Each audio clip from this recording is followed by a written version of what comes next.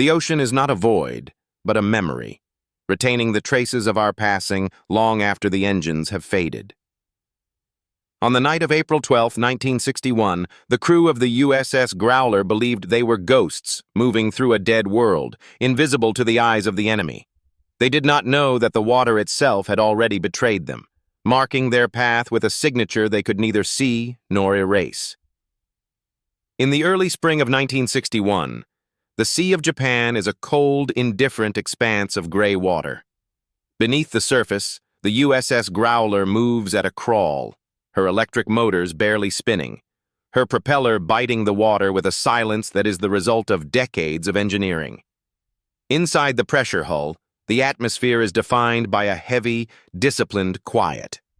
The air is recycled, smelling faintly of diesel oil and the ozone of electrical breakers. The lighting in the control room is rigged for red, preserving the night vision of the officer at the periscope, but also shrinking the world down to the illuminated dials and the glowing green face of the sonar screen.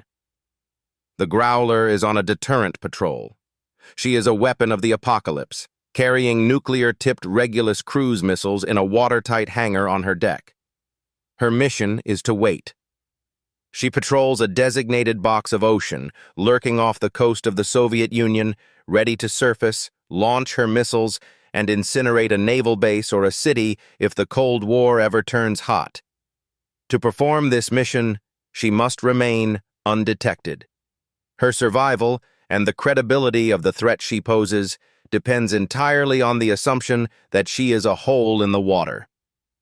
At 02 o'clock hours, the routine of the midwatch is broken not by an alarm, but by a whisper of light on a cathode ray tube. The sonar operator, wearing heavy headphones, watches a new trace appear on the waterfall display. It is a passive contact, a faint mechanical rhythm filtering through the background static of the ocean. He adjusts the gain, isolating the frequency. It is the sound of twin screws, high-speed turbines, and the distinct hydrodynamic rush of a destroyer hull cutting through the swell. In standard doctrine, a destroyer is a noisy beast. It thrashes through the water, announcing its presence for miles. A submarine, hearing a destroyer, usually has ample time to evade. The submarine is the listener. The destroyer is the noise. But as the operator traces the line on the screen, the blood drains from his face. The contact is not distant. It is not closing from the horizon. The contact is directly overhead. The Soviet destroyer has not stumbled upon the Growler. It has not swept the area with active sonar, pinging the depths to find a target. It has arrived at the submarine's position in silence, matching the patrol course perfectly, sitting in the blind spot of the baffles. The realization hits the control room with the force of a physical blow. The enemy was not searching for them. The enemy was already here. To understand the terror of this moment, one must understand the machine that was being hunted. The USS Growler was a transitional species in the evolution of naval warfare.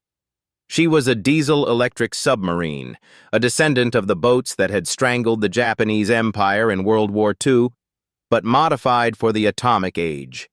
She was a technological bridge, spanning the gap between the gun-line battles of the past and the ballistic missile exchanges of the future.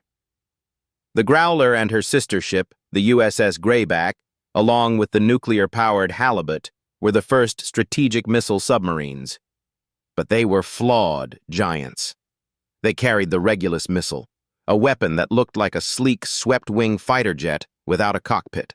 The Regulus was a potent weapon, capable of delivering a thermonuclear warhead over 500 miles, but its launch requirements were a tactical nightmare.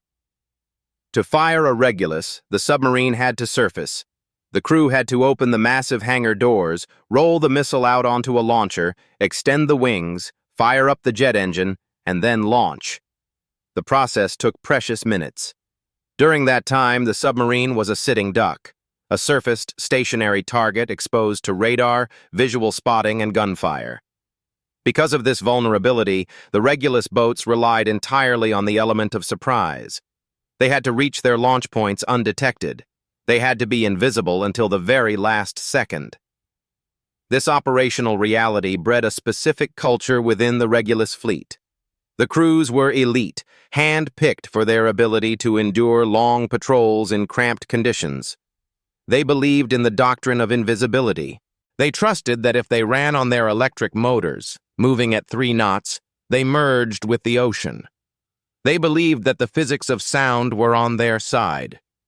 In 1961, the United States Navy operated under a supreme confidence in its acoustic superiority.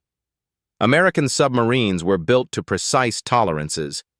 Their machinery was raft-mounted to isolate vibrations. Their propellers were milled to reduce cavitation.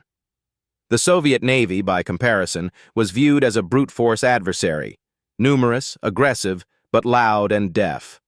American intelligence estimates painted a picture of a Soviet anti-submarine warfare, ASW, capability that was decades behind the West. Soviet sonar was considered primitive. Their listening arrays were short-ranged. Their computers were vacuum-tube dinosaurs compared to the solid-state processors beginning to appear in U.S. ships. The prevailing theory in the Pentagon was that the ocean was empty space. If an American submarine did not make a noise, it did not exist. The vastness of the Pacific was a cloak. A submarine patrol was a lonely, solitary experience, a communion between the crew and the deep. But on that night in April, the doctrine of invisibility collapsed. The Soviet destroyer above the Growler did not attack. It did not drop depth charges. It did not fire its anti-submarine rockets. Instead, it engaged in a maneuver that was far more psychologically damaging. It lingered. The destroyer matched the Growler's speed. It turned when the submarine turned. It loitered directly above the boat, its propellers churning the water, sending a clear message down through the depths. I see you. Inside the Growler, the captain ordered evasive maneuvers. He turned hard to starboard. The destroyer turned with him. He changed depth. The destroyer waited.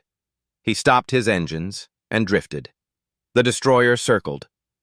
For hours, the game continued. The American crew, sweating in the red light, realized they were not fighting a battle. They were being toyed with. The Soviet ship was demonstrating total dominance. It was proving that the American concept of stealth was a lie. Finally, just as abruptly as it had appeared, the destroyer accelerated.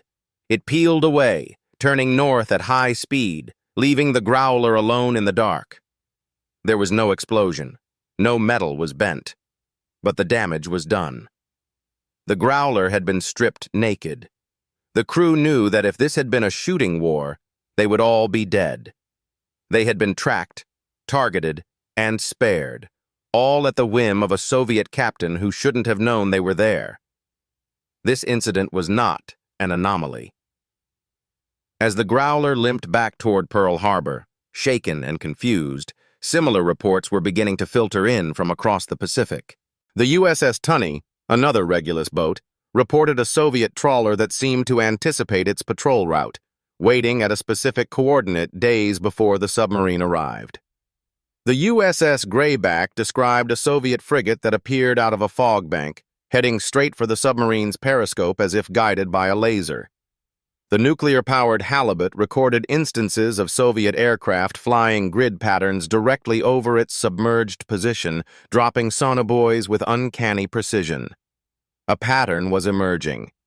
It was a pattern that defied the technical understanding of the U.S. Navy.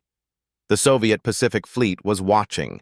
From their bases in Vladivostok and Petropavlovsk, they were projecting a surveillance capability that should not have existed. Their ships were old. Their radar was standard. Their sonar was inferior.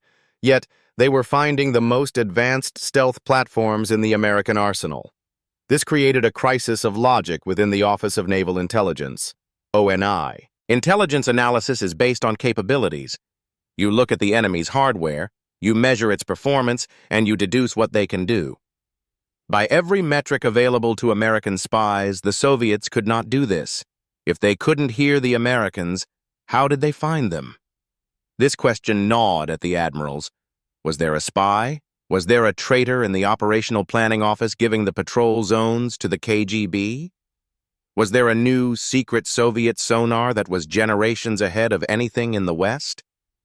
The investigation that followed, codenamed Operation Spoke in this narrative, was a desperate attempt to prove the negative.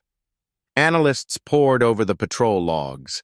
They reviewed the signal intelligence. They looked for leaks. They found nothing. There were no spies. The codes were secure. The submarines were mechanically sound and operating quietly. The analysts looked at the sky. Satellites were in their infancy. The Soviet Zenit spy satellites were essentially cameras in orbit, dropping film canisters back to Earth. They could photograph a port, but they could not track a submerged submarine in real time. The resolution wasn't there, and the physics didn't work.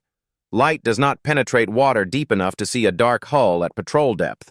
They looked at magnetic anomaly detection, MAD.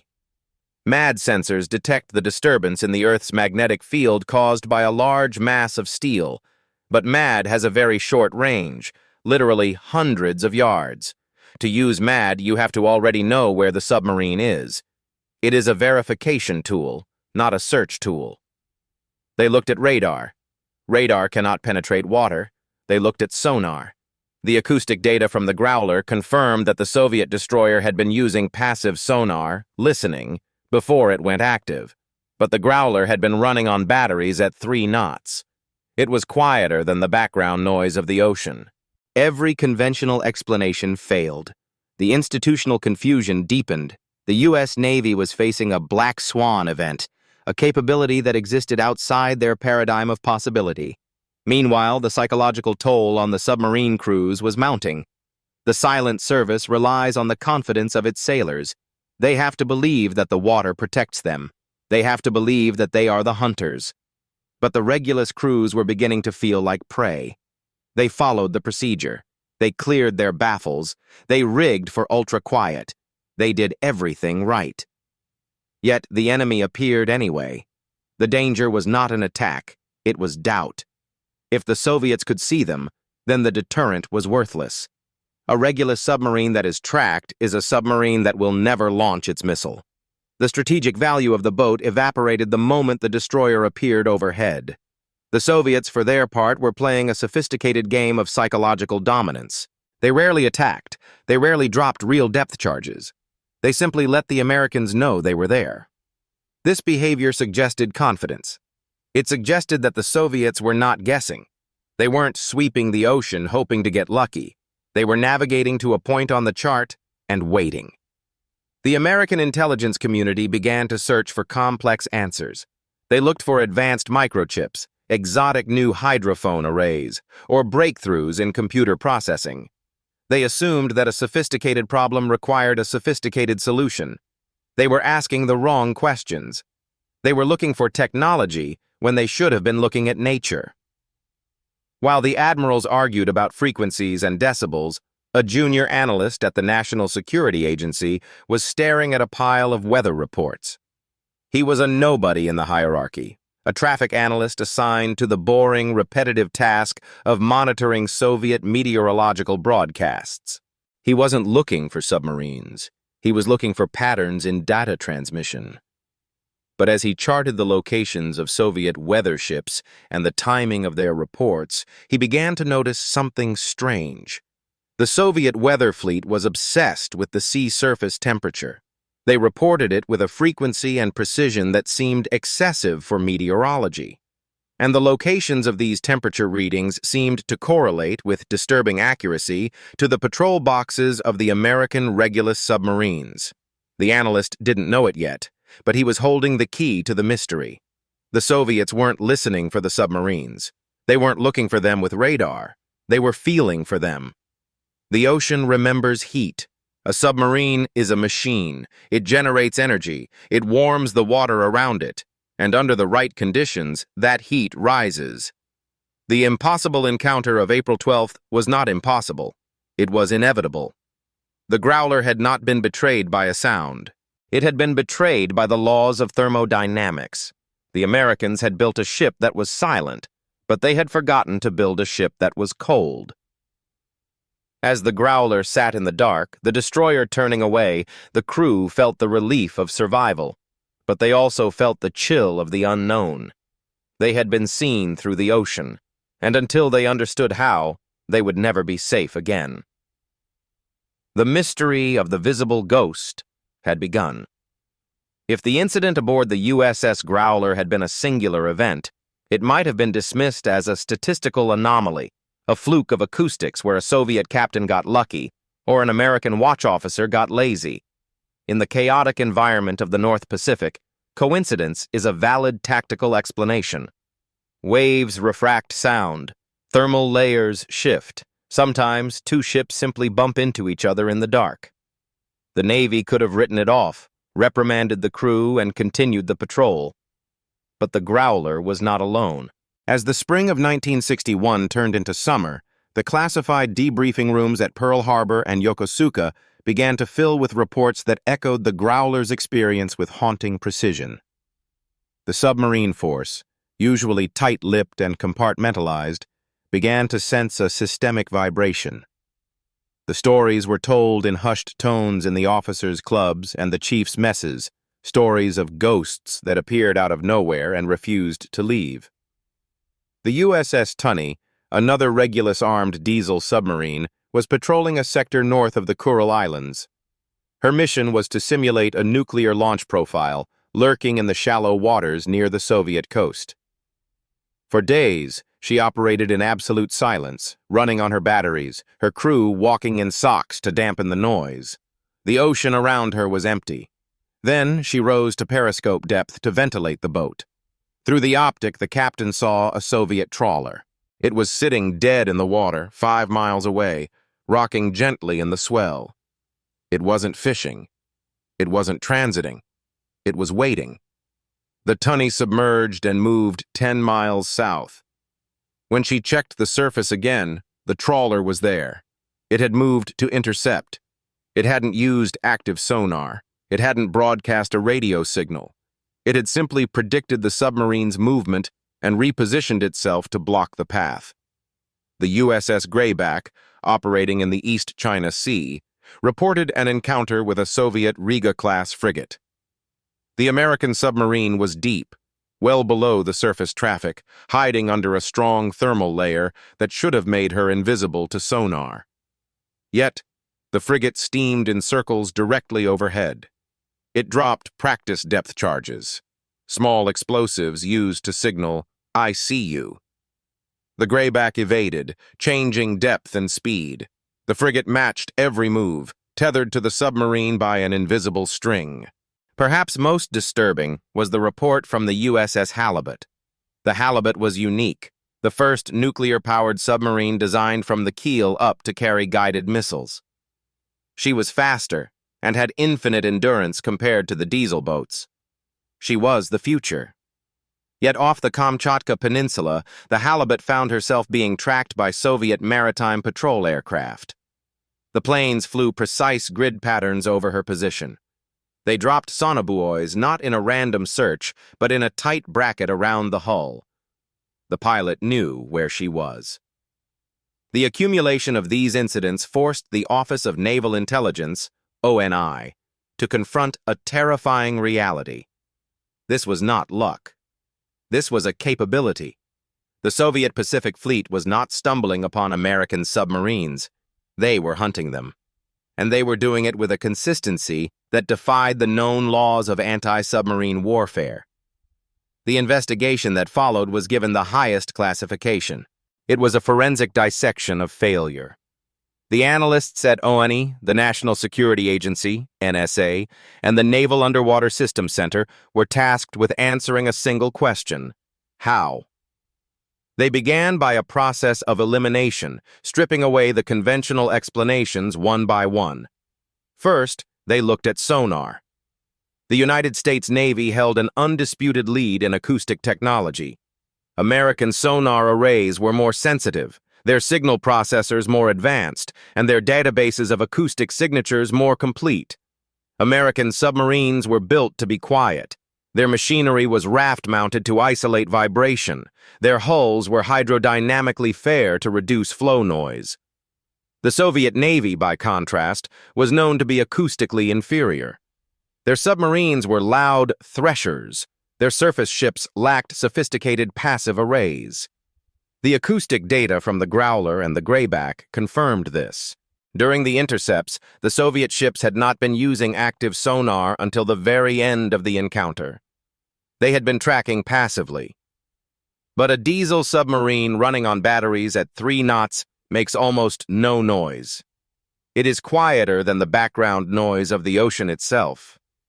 For a Soviet destroyer to hear a creeping Growler from 5 miles away, its sonar would have to be generations ahead of American technology, a quantum leap that intelligence simply did not support. Sonar was ruled out. The Soviets weren't hearing them. Next, they looked at radar. Radar uses radio waves to detect objects. Radio waves do not penetrate water. A submerged submarine is invisible to radar unless it raises a mast.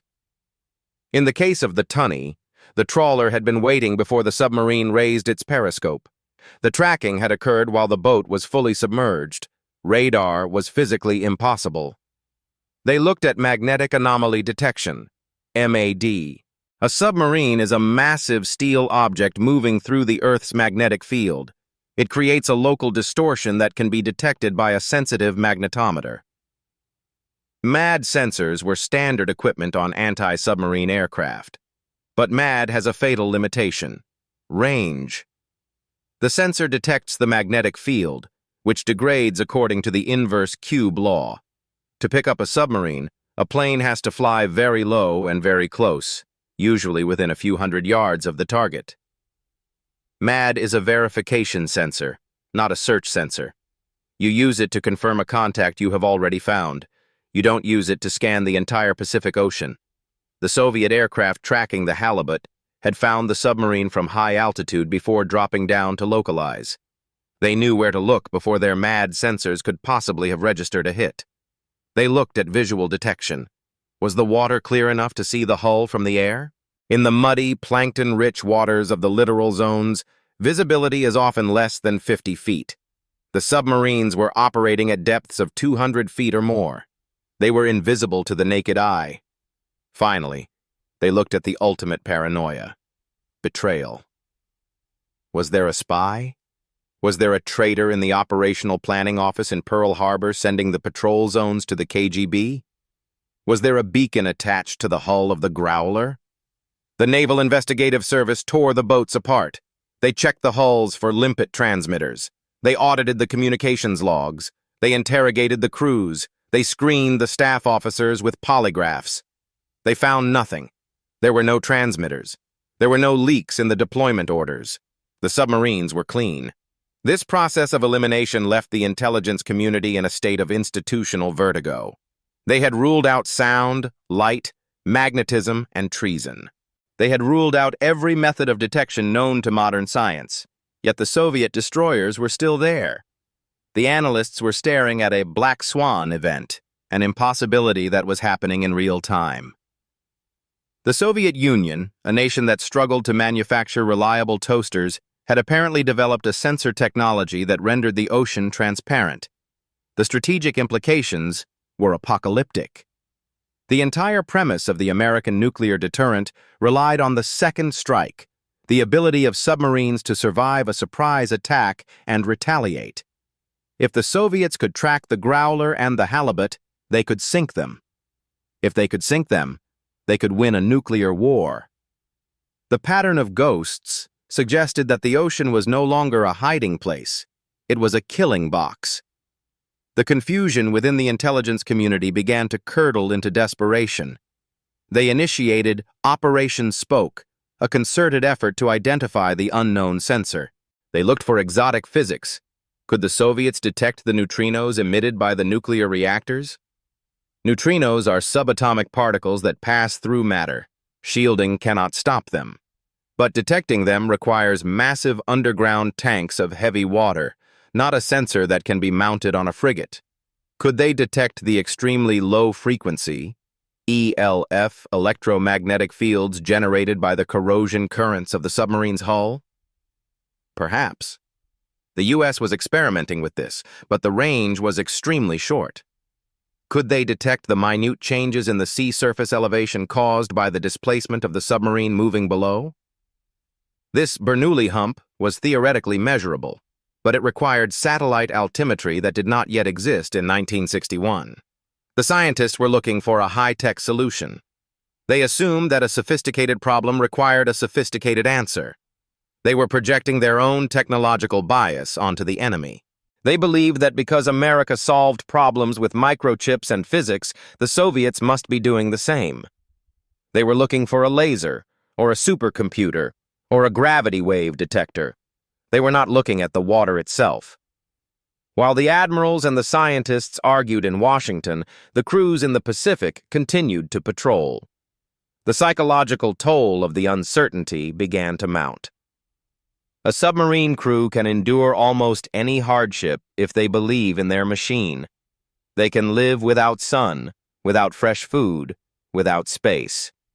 But they cannot live without trust in their invisibility. When a captain orders rig for ultra-quiet, he is making a promise to his crew. If we are quiet, we are safe. But now, that promise was broken. The Growler crew knew that silence didn't work.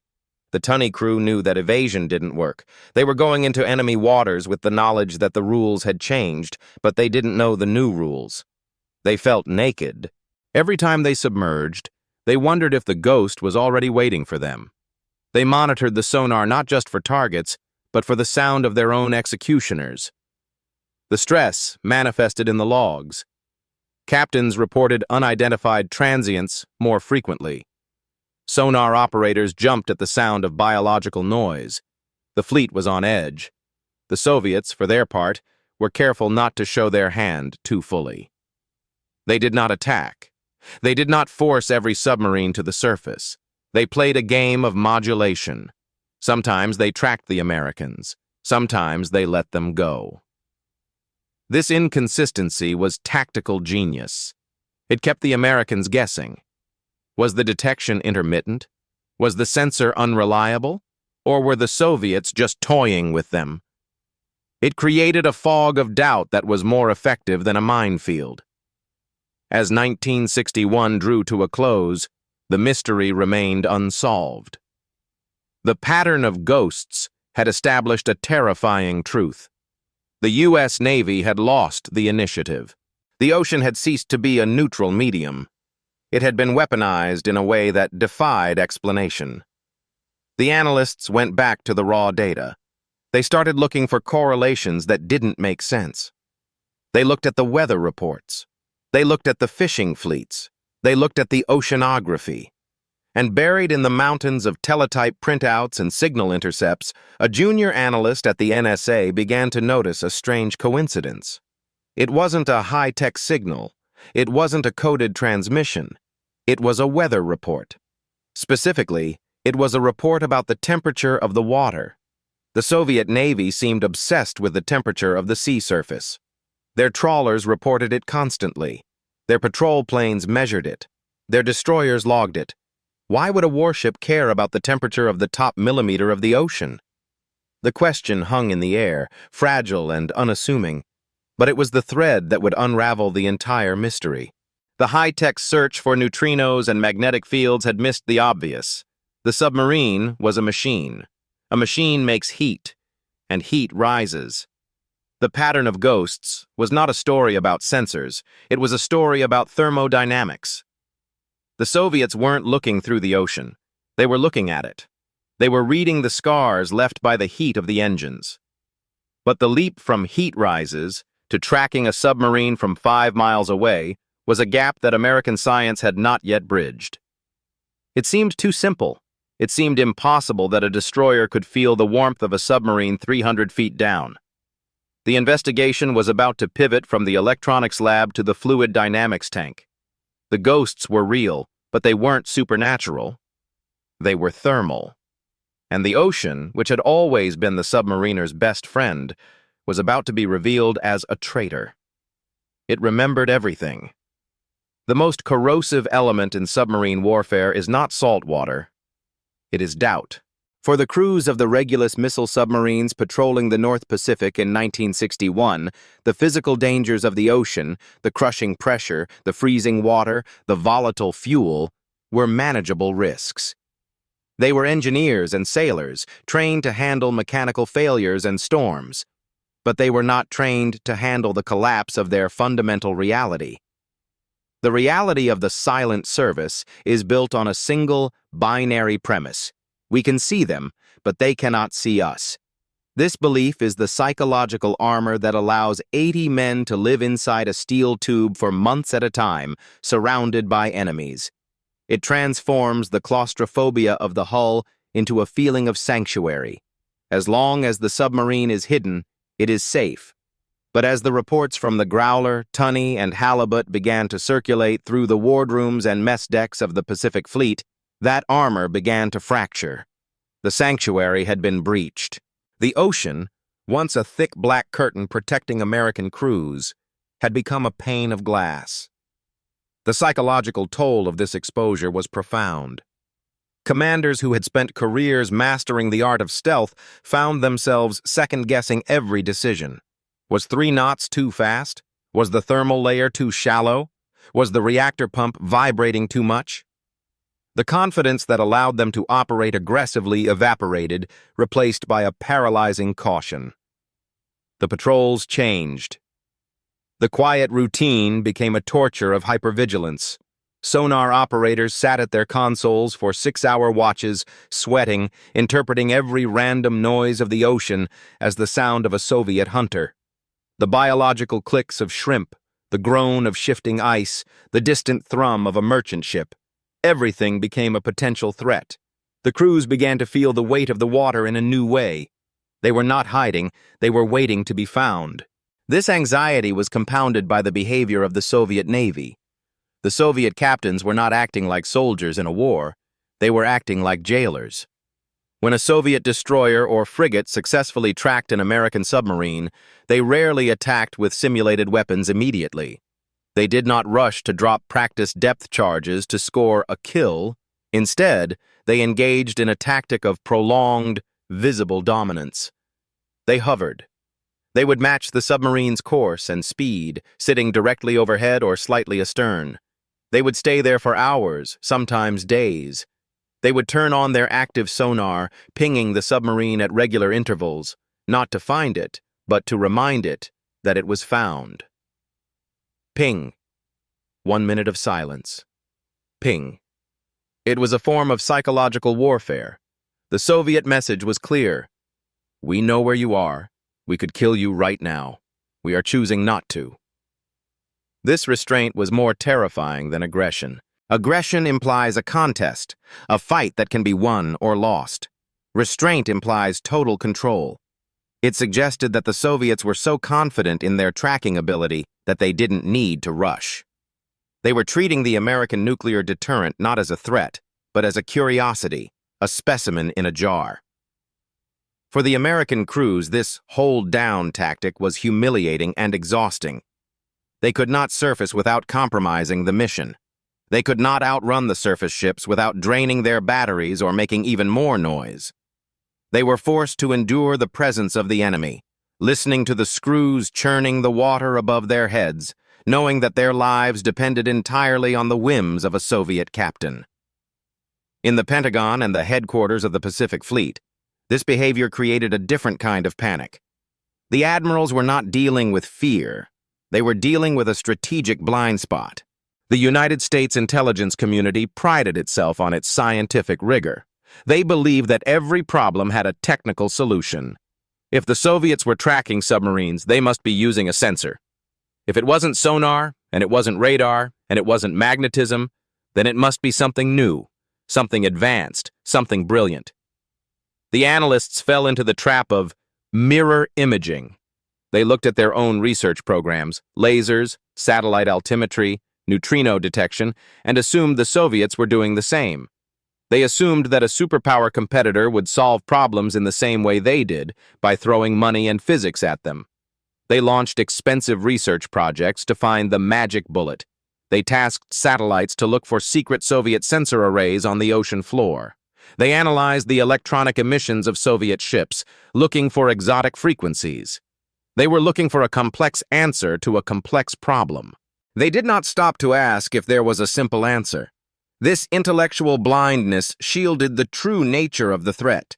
The Americans were so convinced of their own technological superiority that they could not conceive of a low-tech solution defeating their high-tech stealth. They believed that invisibility cost billions of dollars. They didn't think it could be broken by looking out a window. While the admirals chased ghosts in the laboratory, the war of information moved to a quiet corner of Fort Meade, Maryland. Here, inside the sprawling complex of the National Security Agency, NSA, the raw data of the Cold War was processed. It was not a place of dramatic spycraft. It was a factory of data. Rows of analysts sat at desks piled high with computer printouts, teletype transcripts, and intercepted radio signals. Their job was traffic analysis, looking at the who, when, and where of communications rather than the what. In one of these cubicles sat a junior analyst. He was not a naval expert. He was not a submarine tactician. He was a low-level functionary assigned to what was considered a backwater account, Soviet meteorological data. The Soviet Union, like all nations, broadcast weather reports. These reports were essential for aviation, shipping, and agriculture. They were transmitted in clear text or simple codes, available to anyone with a radio. The NSA monitored them not because they cared about the weather in Siberia, but because the volume and timing of the reports could indicate military movements. If a heavy bomber wing suddenly asked for detailed wind data over the Arctic, it might mean a training flight was imminent. The analyst's job was boring. He logged the reports. He looked for deviations from the norm. He tracked the locations of the reporting stations. Most of the reports came from land stations, airports, cities, collective farms, but a significant number came from ships. The Soviet Union maintained a large fleet of weather ships and trawlers that roamed the oceans, ostensibly collecting oceanographic data. As the analyst plotted the locations of these ships on a map of the Pacific, he began to notice a strange anomaly. The weather ships were reporting the wrong data. A standard meteorological report from a ship includes air temperature, barometric pressure, wind speed, and humidity. It might also include sea state and swell height. These are the variables that affect weather, but the Soviet ships were obsessed with the water temperature. Specifically, they were reporting the sea surface temperature, SST, with a frequency and precision that made no sense for weather forecasting. They were taking readings every few minutes. They were measuring the temperature to the 100th of a degree, and they were reporting these readings back to Naval Headquarters, not the Meteorological Bureau. The analyst looked closer. He correlated the locations of these temperature reports with other data. He noticed that the ships reporting this data were often not dedicated weather vessels. They were destroyers. They were frigates. They were the same warships that were supposedly hunting American submarines.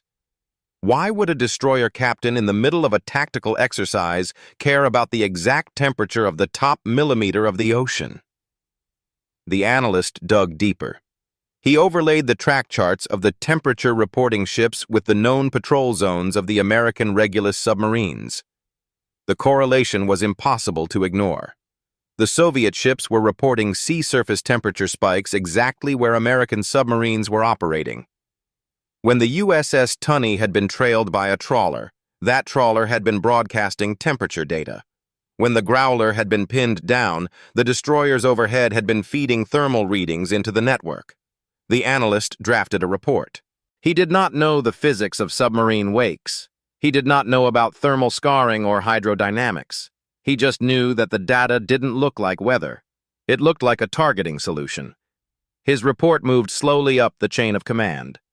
In the hierarchy of intelligence, signals analysis of weather reports ranks far below satellite photography or human spies. It was easily dismissed. The Soviets are just thorough oceanographers, some senior officers argued. They need the data for their own sonar predictions. But the report eventually landed on the desk of a naval scientist who was not looking for technology, but for physics. He looked at the temperature anomalies. He looked at the timing. And he realized that the weather was a weapon. The concept was terrifyingly simple. A submarine is a heat engine. It burns fuel, diesel or nuclear, to create energy. That energy turns the propeller, but a huge amount of it is lost as waste heat. This heat is transferred to the surrounding water through the cooling systems and the exhaust. In the deep ocean, this heat would dissipate quickly, but the Regulus submarines were operating in shallow water or near the surface to be ready to launch. They were operating in the mixed layer, where the water is relatively stable. The scientist realized that the heat generated by the submarine did not just disappear, it rose. Warm water is less dense than cold water. The waste heat from the submarine created a thermal plume, a column of slightly warmer water that floated up to the surface. It was faint, a difference of perhaps a fraction of a degree, but it was there. The Soviets weren't using magic sonar. They weren't using lasers. They were using thermometers. They had realized that a submarine leaves a thermal scar on the skin of the ocean. If you trail a sensitive temperature probe in the water, or even measure the intake temperature of your own cooling water with enough precision, you can find the warm spot. And because the Regulus boats moved slowly, the warm spot lingered. It formed a trail, a wake. This was weaponized meteorology. The revelation was a humiliation for the American high-tech establishment. They had spent millions trying to make their submarines quiet, assuming that sound was the only way to be found. They had ignored the thermodynamics. The Soviets, lacking the ability to hear the quiet American boats, had looked for another way. They had found one that was cheap, passive, and legal. A ship measuring water temperature is not committing an act of war. It is doing science. It is innocent passage. The toll of doubt that had crippled the submarine crews was justified. They were being watched, but they weren't being watched by a supersensor. They were being watched by a thermometer. The ocean remembers heat. This discovery changed the understanding of the entire conflict. The Soviet weather ships were not looking for rain. They were looking for nuclear reactors. The broadcasts were not forecasts. They were targeting data. The impossible encounter of the Growler was solved. The destroyer had found the thermal wake. It had followed the trail of warm water until it was directly over the submarine. Then it had waited. The answer was simple, but the implications were complex. If the Soviets could track submarines by heat, then every shallow water operation was compromised. The doctrine of invisibility had to be rewritten to include thermodynamics. But there was a catch. The thermal wake is a persistent signal, but it is also a confusing one. The ocean is full of temperature changes, currents, eddies, upwellings. To distinguish a submarine wake from a natural front required immense skill and pattern recognition. It wasn't a push-button solution. It required the Soviet captains to be seamanship experts. It required them to know the ocean better than the Americans did. And it had a fatal flaw. A flaw that the Americans would soon discover, and one that would turn the Soviet advantage into a chaotic liability. The system worked, but it worked too well. It couldn't tell the difference between an American submarine and a Soviet one. The ocean remembers heat, but it doesn't remember flags. As the U.S. Navy began to digest this new reality, the strategic picture shifted again. The weather that wasn't had exposed the vulnerability of the Regulus fleet. But the era of the Regulus was ending. The era of the deep-diving nuclear missile submarine was beginning, and deep water handles heat differently. The analyst went back to his pile of weather reports. The mystery was solved, but the war was moving on. The Soviets had won a battle of wits in the shallow water, but they were about to lose the war in the deep. The heat was rising, but the submarines were going down. The discovery that the Soviet Union was using meteorological data to target American submarines was not an ending to the mystery. It was the beginning of a scientific reckoning. In the secure vaults of the National Security Agency and the Office of Naval Intelligence, the analysts looked at the correlation maps with a mixture of awe and horror. The junior analyst's report had connected the dots. Soviet weather ships were reporting sea surface temperatures exactly where American submarines were operating. But correlation is not causation. To convince the admirals in the Pentagon that the entire doctrine of submarine stealth had been compromised by thermometers, the intelligence community had to prove the physics. They had to explain how a ship on the surface could detect a submarine 300 feet down by measuring the heat of the water. This phase of the investigation, codenamed Operation Spoke, delved into the obscure branch of fluid dynamics known as wake thermodynamics. To the average sailor, a wake is the white, frothy trail of bubbles left behind a ship. It is visible, it is noisy, and it dissipates quickly. But to a physicist, a wake is a complex, enduring scar on the structure of the ocean. A submarine is a machine. It burns fuel, whether diesel or nuclear, to generate power. That process creates waste heat. A nuclear reactor is essentially a massive tea kettle. It heats water to make steam, and then it must cool that steam back down to water to cycle it through the system. This cooling process transfers millions of BTUs of thermal energy into the surrounding ocean. In the deep, turbulent waters of the Atlantic, this heat is quickly dispersed. The massive volume of cold water swallows the thermal signature, diluting it until it is indistinguishable from the background temperature. But the Regulus missile submarines, the Growler, the Grayback, and the Tunny, were not operating in the deep Atlantic. They were operating in the Sea of Japan and the coastal waters of the Pacific. They were operating in the mixed layer, the top few hundred feet of the ocean where the water temperature is relatively stable. And crucially, they were moving slowly. To remain quiet, a Regulus boat crept along at 3 knots. At this speed, the heat generated by the engines did not disperse violently. It pooled. It created a thermal plume, a column of slightly warmer water that rose from the hull toward the surface. Warm water is less dense than cold water. It floats. As the submarine moved, it left behind a trail of this warmer, lighter water. It was not a boiling cauldron. The temperature difference was microscopic, perhaps a fraction of a degree Celsius. But in the stable, stratified waters of the summer Pacific, that fraction was enough. The Soviet weather ships were not looking for a visible wake. They were trawling for this thermal scar. They deployed strings of sensitive thermistors, electronic thermometers, towed behind the ship or dropped on buoys. These sensors measured the sea surface temperature, SST, with extreme precision. As the ship crossed the wake of a submarine, the sensors would register a tiny, statistically significant spike in temperature. This was weaponized meteorology. The brilliance of the Soviet system lay in its legality. Under international maritime law, measuring the temperature of the ocean is not a hostile act. It is scientific research. It is essential for weather forecasting and fishing. A Soviet trawler could sail right through the middle of a U.S. Navy exercise, trailing its sensors, and claim it was simply looking for plankton blooms or tracking a cold front. The Americans could not shoot them. They could not board them. They could only watch as the trawlers mapped the thermal highways of the American fleet. The system hid in plain sight. The broadcasts of the temperature data were sent in standard meteorological codes.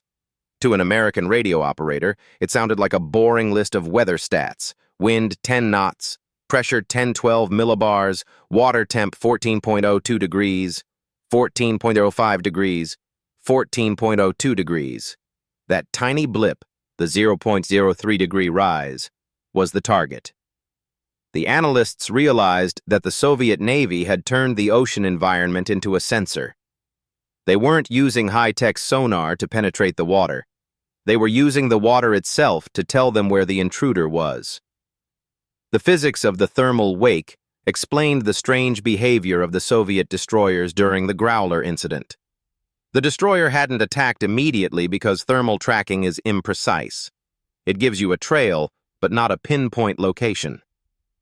Imagine walking into a room where someone has recently passed through wearing heavy perfume. You can smell the scent. You know someone was there. You can even follow the trail, but you don't know exactly where they are standing until you see them. The Soviet ships were sniffing the trail. They would cross the wake, detect the temperature spike, and then turn to cross it again further along. By weaving back and forth, zigzagging across the thermal scar, they could determine the direction of the submarine's travel. This explained the hovering tactic. Once they found the thermal trail, they would position themselves above it and wait. They knew the submarine was below them, somewhere in the warm water column. They didn't need to ping. They just needed to wait for the submarine to make a mistake, or for the thermal signal to get stronger, indicating they were directly on top of the heat source. The ocean remembers heat became the mantra of the investigation.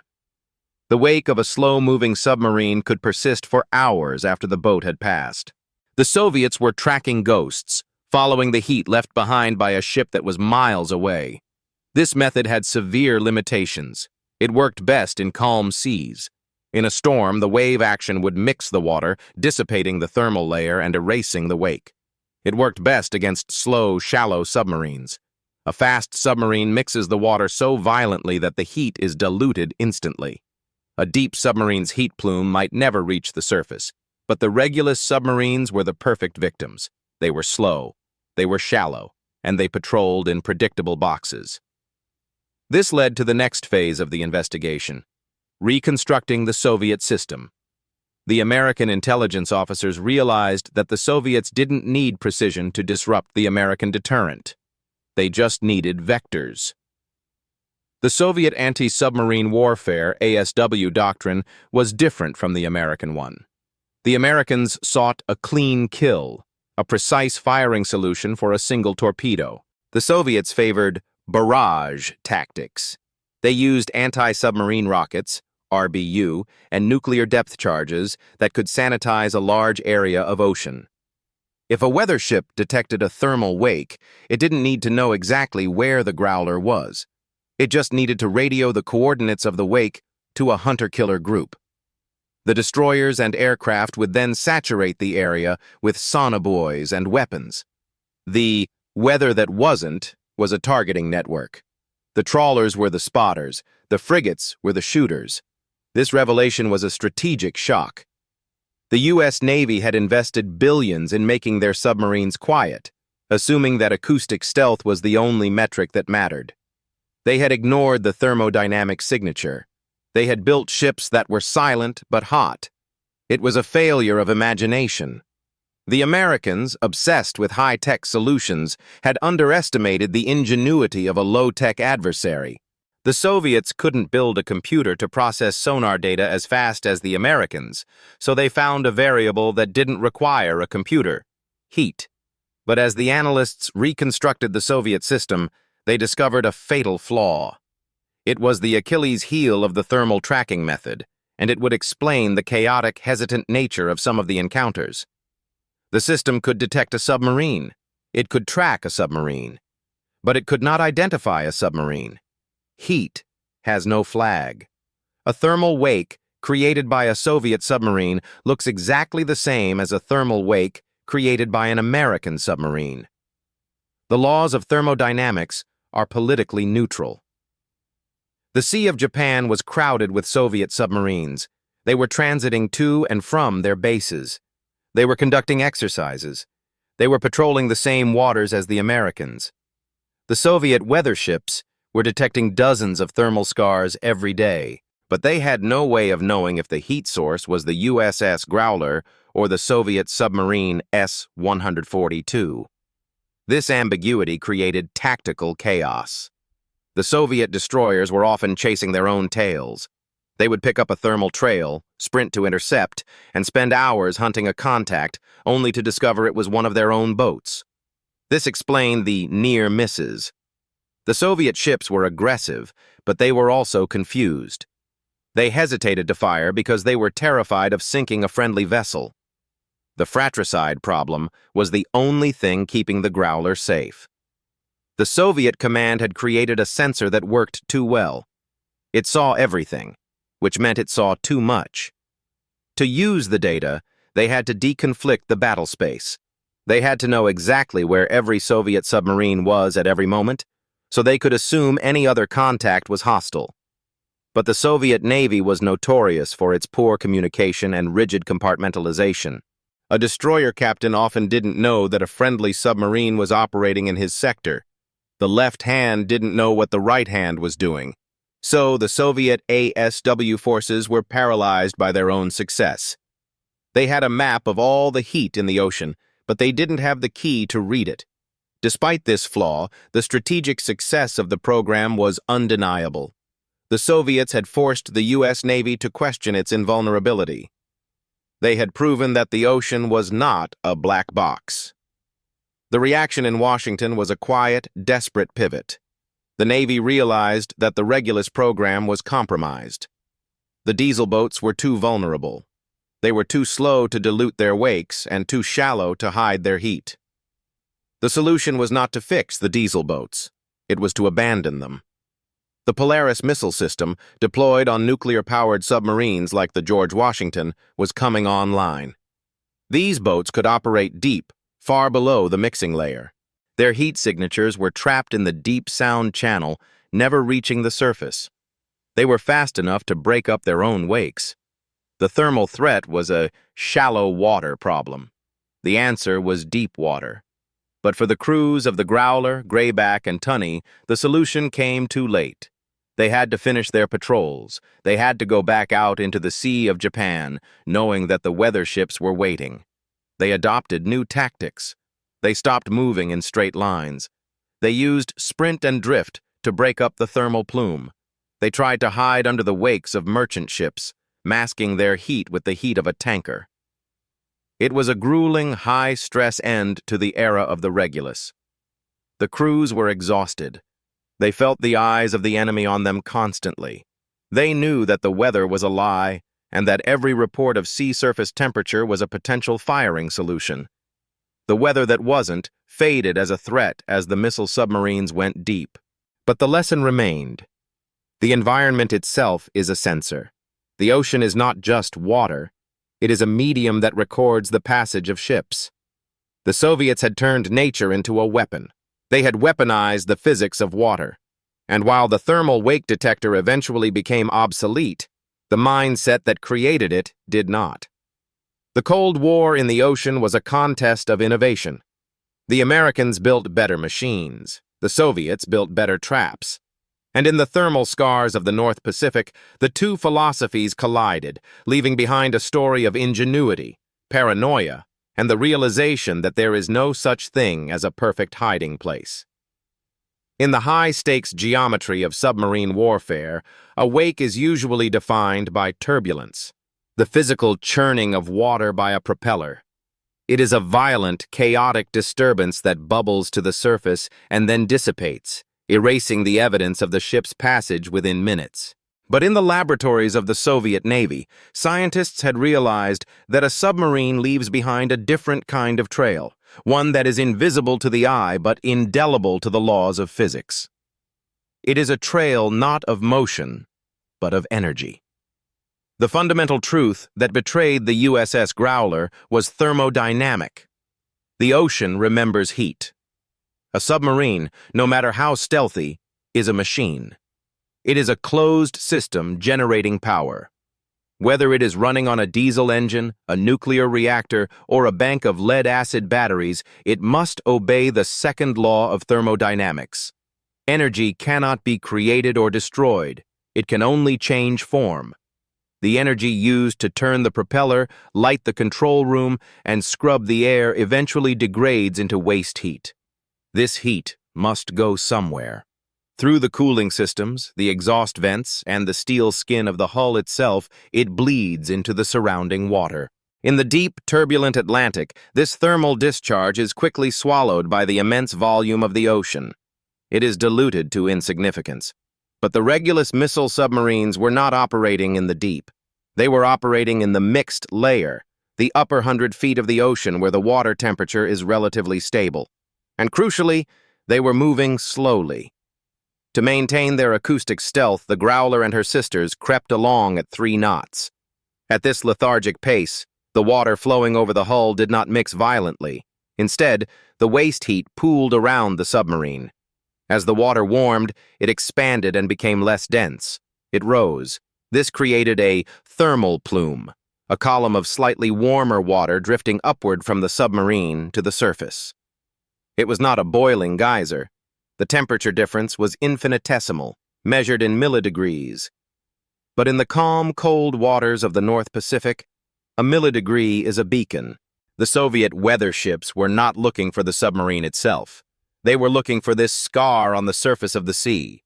By trailing strings of highly sensitive thermistors, electronic thermometers, they could detect the minute spike in temperature as they crossed the wake. This method of detection fundamentally rewrote the tactical playbook because it was persistent. A sound wave passes and is gone. A thermal wake lingers. Depending on the current and the weather, the heat scar left by a slow-moving submarine could remain detectable for hours after the boat had passed. The Soviets were tracking ghosts. They were following the trail of a ship that was already 10 miles away. This explained the strange, non-aggressive behavior of the destroyers that had harrowed the Growler.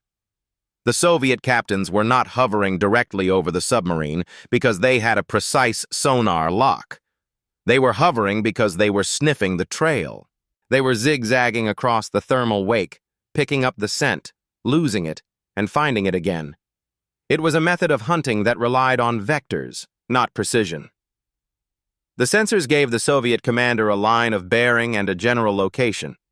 It told him, "Something large and hot passed through here recently."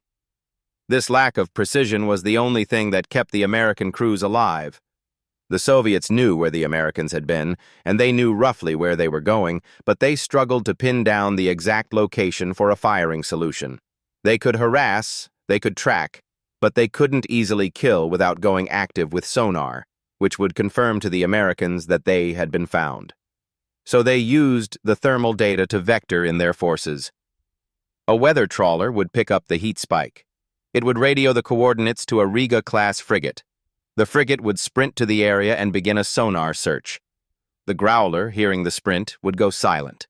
The frigate, unable to hear the silent submarine, would switch to thermal tracking, crossing the wake until it reacquired the scent. It was a relentless, suffocating loop. The Americans could hide their noise, but they couldn't hide their temperature. They were trapped by their own physics. The vulnerability of the Regulus fleet was compounded by their operational predictability. The Regulus II missile was a weapon of limited range and complex launch requirements.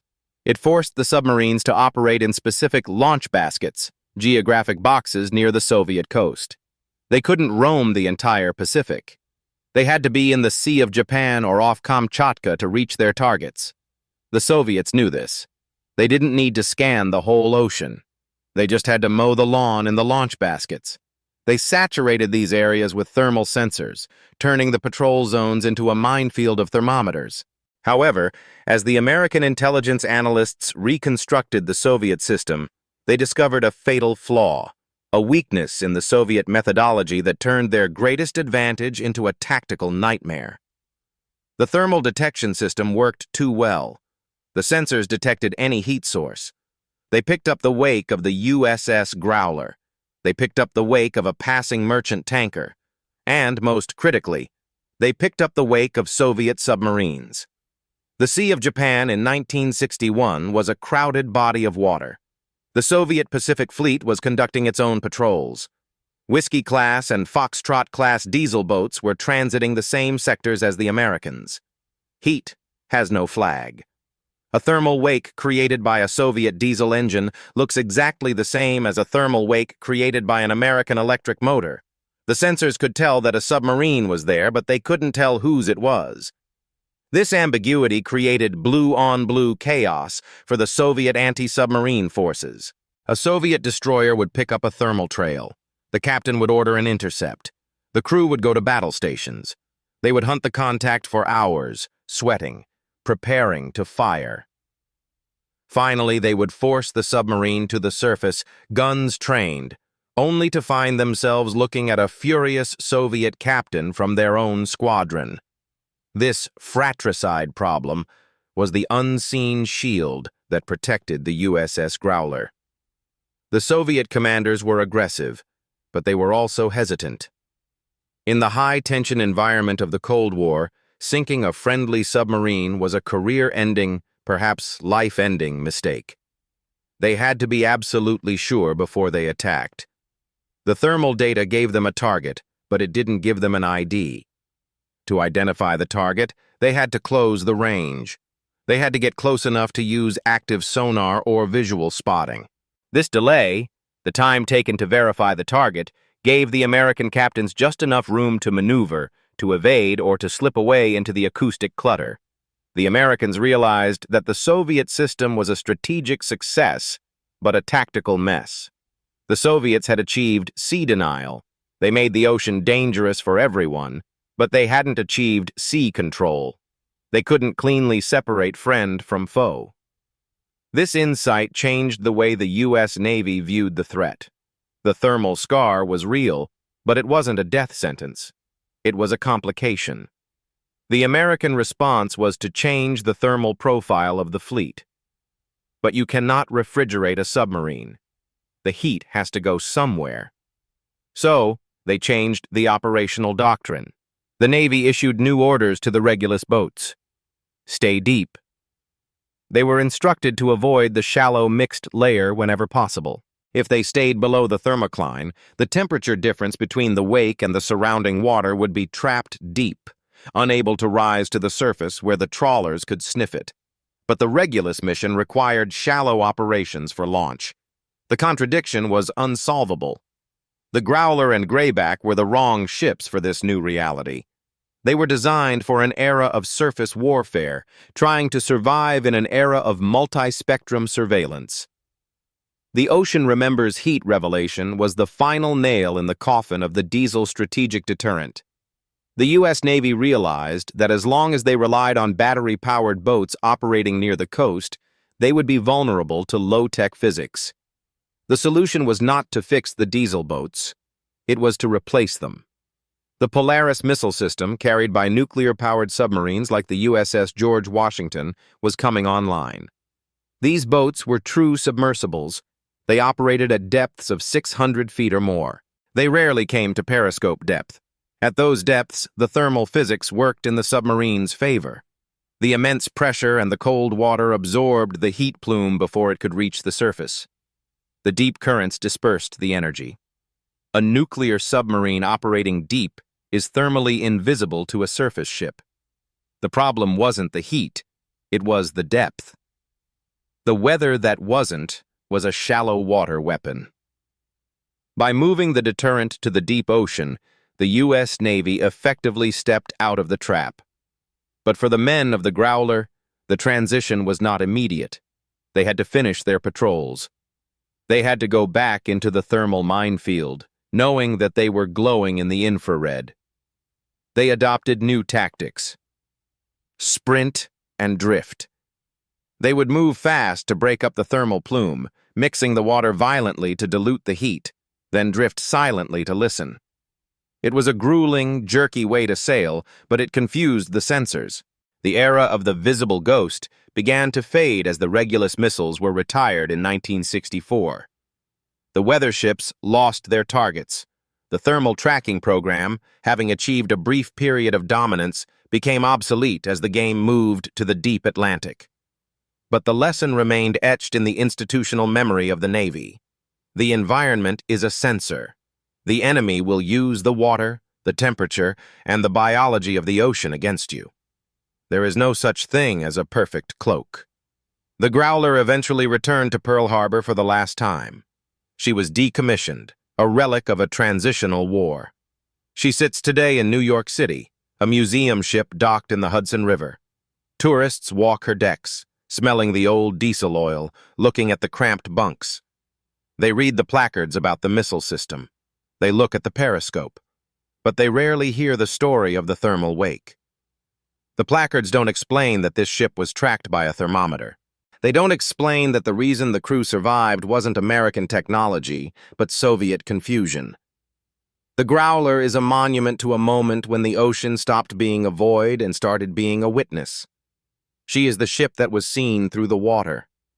And as the sun beats down on her black hull in the Hudson, heating the steel, the air above her shimmers, a faint, invisible plume rising into the sky, a final, silent signal from a warrior that could never quite figure out how to be cold. By 1964, the weather that wasn't had largely vanished from the airwaves. The Soviet trawlers that had dogged the patrol boxes of the Regulus submarines drifted away, returning to the mundane work of catching fish or monitoring NATO exercises in the Atlantic. The frantic reports of sea surface temperature anomalies disappeared from the intelligence briefs on the desk of the Chief of Naval Operations. The crisis of the thermal wake ended not with a treaty or a battle, but with a technological leap that rendered the threat irrelevant. The United States Navy did not solve the problem of the thermal scar. They simply moved the target out of reach. The arrival of the George Washington-class and Ethan Allen-class ballistic missile submarines fundamentally altered the geometry of the underwater war. Unlike the USS Growler and her diesel-electric sisters, which were tethered to the surface by the need for air and the operational constraints of the Regulus missile, the new boomers were nuclear-powered true submersibles. They carried the Polaris missile, a weapon that could be launched from deep underwater. This shift in platform destroyed the logic of the Soviet detection system. The thermal wake detection method relied on the target operating in the mixed layer, the upper 100 to 200 feet of the ocean. In this zone, the water is relatively stable, allowing the faint heat plume from the engines to rise to the surface and create a detectable scar. But the Polaris boats operated deep. They patrolled at depths of 600, 800, or 1,000 feet. At these depths, the physics of the ocean work in the submariner's favor. The heat generated by the nuclear reactor still exists. Thermodynamics cannot be cheated, but the path to the surface is blocked. The thermal plume has to rise through hundreds of feet of cold, dense water. It hits the thermocline, the barrier where water temperature changes sharply. The thermocline acts as a ceiling, trapping the heat and dispersing it horizontally rather than vertically. By the time any trace of the submarine's energy reaches the surface, it has been diluted to the point of mathematical invisibility. The Soviet weather ships could still trail their thermistors, but they were now measuring ghosts. The signal was gone. The American deterrent had slipped beneath the thermal blanket of the deep Atlantic and Pacific, safe once again in the silence of the abyss. The Regulus program was canceled. The USS Growler, the ship that had been stripped naked by the Soviet destroyer in 1961, was withdrawn from her strategic role. She was an obsolete warrior, a transitional species that had bridged the gap between the gun age and the missile age. Her mission was done. In May 1964, the Growler was decommissioned. Her specialized hangar, once the garage for a nuclear apocalypse, was empty. Her missile launchers were stripped. She was towed to the reserve fleet, a gray hulk sitting in the backwaters of the Navy, waiting for the scrapyard. But unlike many of her sisters, the Growler did not die under the cutting torch. She was saved by a different kind of history. In 1988, she was donated to the Intrepid Sea Air and Space Museum in New York City. Today, the USS Growler sits in the Hudson River, moored alongside the aircraft carrier Intrepid. She is the only American strategic missile submarine open to the public. Every year, thousands of tourists walk across her gangway. They stoop through the watertight doors, squeeze past the bunk rooms, and stare at the complex valves and gauges of the control room. They listen to the tour guides explain the mechanics of the Regulus missile. They look at the periscope. They marvel at the claustrophobia of the life led by the 88 men who crewed her. But the placards on the bulkheads do not tell the story of April 12, 1961. They do not explain that this ship was once tracked by a thermometer. They do not describe the terror of the crew as they realized the enemy was directly overhead, waiting. The museum presents the submarine as a symbol of strength, a growler that threatened the Soviet Union. It does not present her as she was in that moment, a vulnerable, hot piece of steel hiding in a glass ocean. The silence of the museum ship is a curated silence. It hides the noise of the past. However, the lesson of the Growler has not been forgotten by the men who currently wear the dolphins of the submarine service. The final lesson of the thermal wake incident is that the environment is a sensor. In the modern era, the threat of non-acoustic detection has returned with a vengeance. We live in an age of hypersensitivity. Satellites can now measure the height of the ocean surface to within millimeters, potentially detecting the Bernoulli hump, the tiny mound of water pushed up by a moving submarine. Blue-green lasers can penetrate the water column to see the hull. Synthetic aperture radar can detect the subtle wake patterns left by a submerged vessel hours after it has passed. The ocean is becoming transparent again. The complacency that nearly killed the Growler, the belief that, if we are quiet, we are safe, has been replaced by a doctrine of total signature management. Modern submarines are designed to minimize not just noise, but their magnetic, electrical, and thermal footprints. They are built to blend into the background physics of the planet.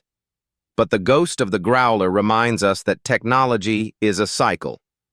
Every cloak generates a new eye. The Soviets found a way to see through the ocean with 1960s technology. Our adversaries today are trying to do the same with AI and quantum sensors. As the tourists leave the Growler, stepping back out into the bright sunlight of Manhattan, they look back at the black shape in the river. It looks inert, a piece of industrial art. But to those who know the history, it looks like a survivor. The Growler survived not because she was invisible, but because the war never started. She survived because the Soviet captain on that destroyer made a choice. He chose to send a message rather than a depth charge. He chose to let the Americans know they were vulnerable, rather than proving it with an explosion. That restraint is the true legacy of the Cold War. It was a conflict fought on the edge of the abyss, where men in metal tubes held the power of gods but acted with the caution of chess players. The story ends where it began, with the image of the ocean. On April 12, 1961, the Soviet destroyer turned away. The Growler was left rocking in the wake, her crew breathing a collective sigh of relief. They didn't know how they had been found, but they knew they had been spared. The ocean settled. The thermal scar dissipated, the warm water mixing with the cold, erasing the evidence of the encounter. The sea returned to its natural state, a vast, indifferent blankness. But the memory remains. It is written in the classified archives of the Kremlin and the Pentagon. It is written in the design of every modern submarine propeller. And it is written in the silence of the Hudson River, where the Growler sleeps. No submarine is invisible. The ocean simply decides when to keep the secret and when to speak. On that night, the ocean spoke. And because the sailors listened, the world survived to hear the story. The story of the USS Growler and the weather that wasn't forces us to reconsider the nature of high-tech warfare. We are conditioned to believe that superiority comes from the most advanced microchip or the deepest diving hull. But the Soviet success in tracking American submarines proves that ingenuity often beats engineering. They couldn't build a better sonar, so they used the laws of thermodynamics to bypass the problem entirely. It is a humbling reminder that nature is the ultimate arbiter of stealth. We can hide from radar and we can hide from microphones, but we cannot hide from physics. We leave a mark on the world simply by existing within it. The Growler sits in New York today as a monument to a transitional moment in history, a time when the world moved from the mechanical to the nuclear, and when the ocean moved from being a barrier to being a battlefield.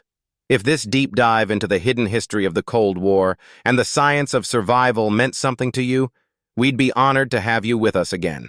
Until next time, stay curious and take good care.